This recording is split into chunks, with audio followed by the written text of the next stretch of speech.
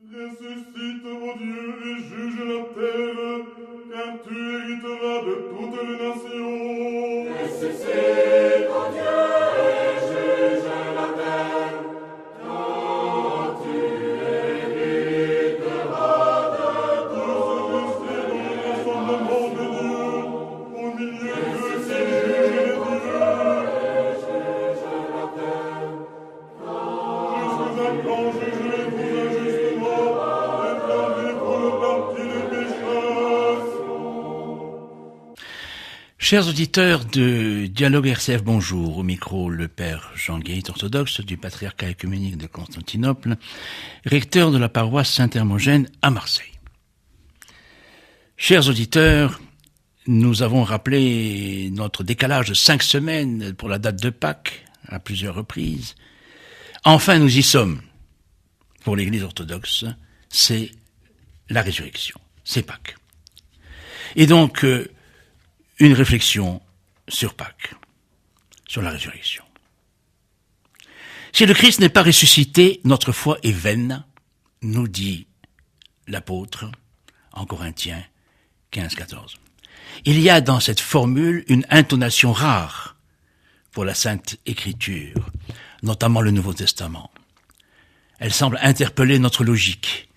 Essayons de suivre la démarche suggérée à partir de ceci. En effet, pour ressusciter, il faut mourir. Et pour mourir, il faut être né.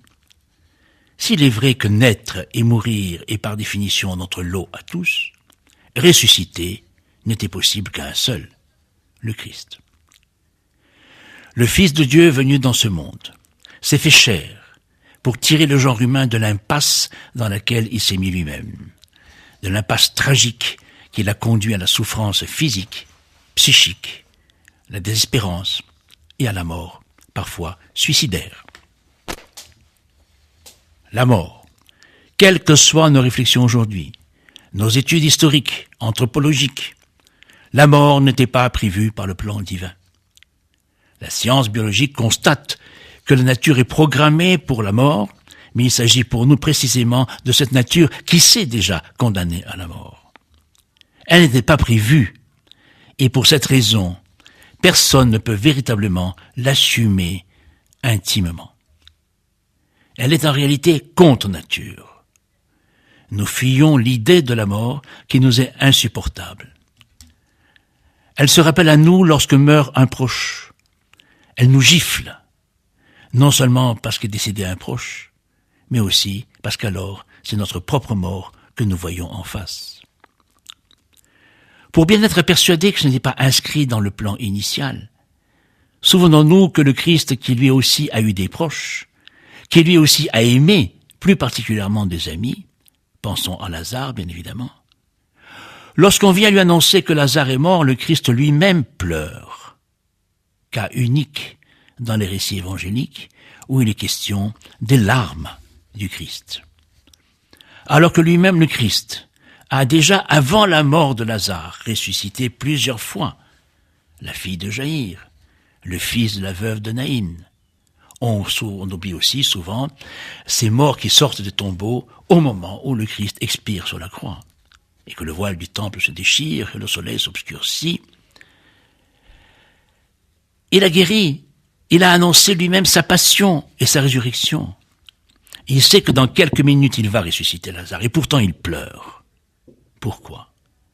Parce qu'à travers la mort de Lazare, c'est tout le drame, c'est toute cette impasse du genre humain qui est révélée à ce moment-là, et que le Christ lui-même ressent en tout son être divino-humain. C'est Dieu homme qui pleure en cet instant. De plus, alors qu'il a annoncé lui-même sa propre résurrection, il sait qu'il va passer par la passion, la croix, et au moment où il va approcher de cette épreuve, lui-même, le Christ est assailli par une angoisse jusqu'à prononcer cette phrase qui peut nous troubler. « Mon Dieu, pourquoi m'as-tu abandonné ?» Le Fils de Dieu passe par ces sentiments d'abandon, de vide, de désarroi. Ceux-là même qui sont les nôtres en présence ou à l'approche de la mort. Cette sensation de vide est celle de l'absence de Dieu, le vide de l'absence de la lumière du royaume. c'est l'espace du démon. Il y a une réalité du démon. Il faut le rappeler. Car l'une des subtilités du démon est aussi de suggérer qu'il n'existe pas.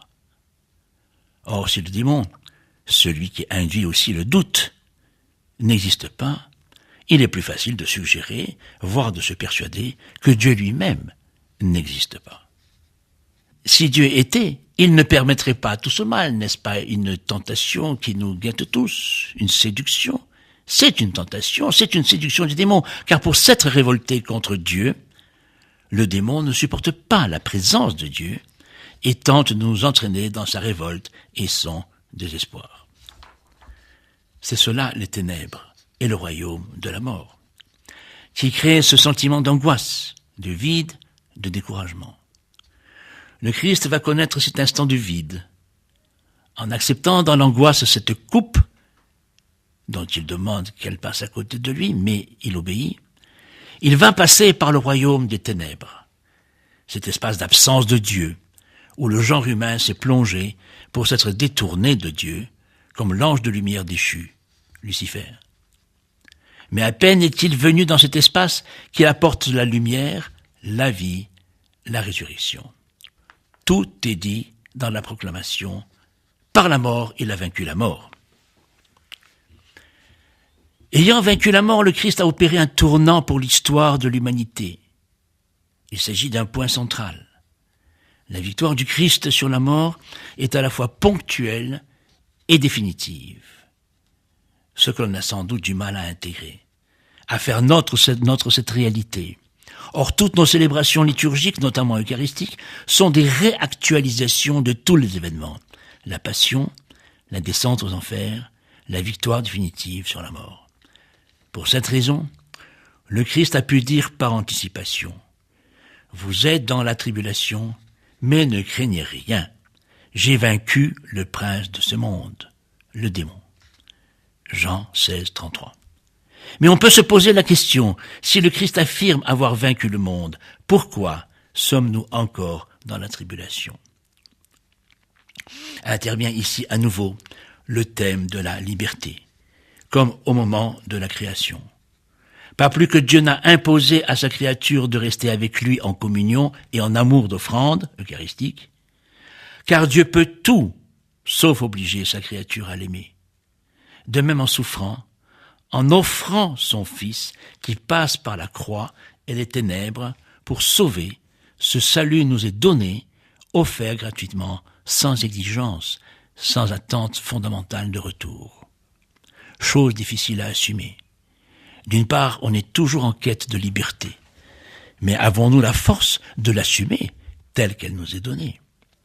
C'est pourquoi tout n'est pas résolu pour nous-mêmes, car nous ne tournons pas vers la lumière du Christ ressuscité.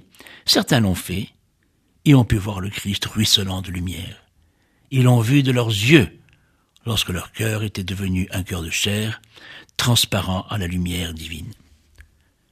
Parce que le Christ est ressuscité, tout est possible. Notamment, modifier notre relation à toute chose, à la création, la nature et surtout notre relation à l'autre. De la modifier en essayant d'établir désormais comme règle celle du pardon. Parce que le Christ est ressuscité, je peux pardonner à l'autre, car nous sommes tous à la même enseigne. Le même royaume nous est promis, le même royaume nous est donné, à l'ouvrier de la première heure comme à celui de la 11e heure.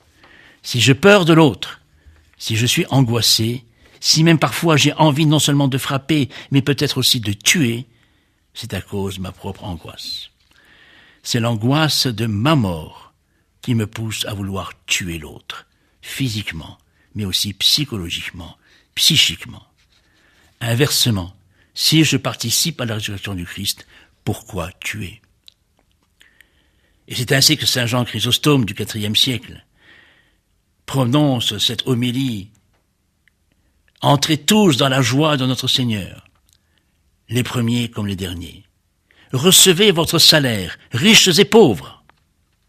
Exultez ensemble, abstinents et négligents. Honorez ce jour, vous qui avez jeûné, vous qui ne l'avez pas fait. Réjouissez-vous aujourd'hui, la table est abondante. Tous faites-en vos délices. Le veau gras est servi. Que personne ne s'en retourne sans être rassasié.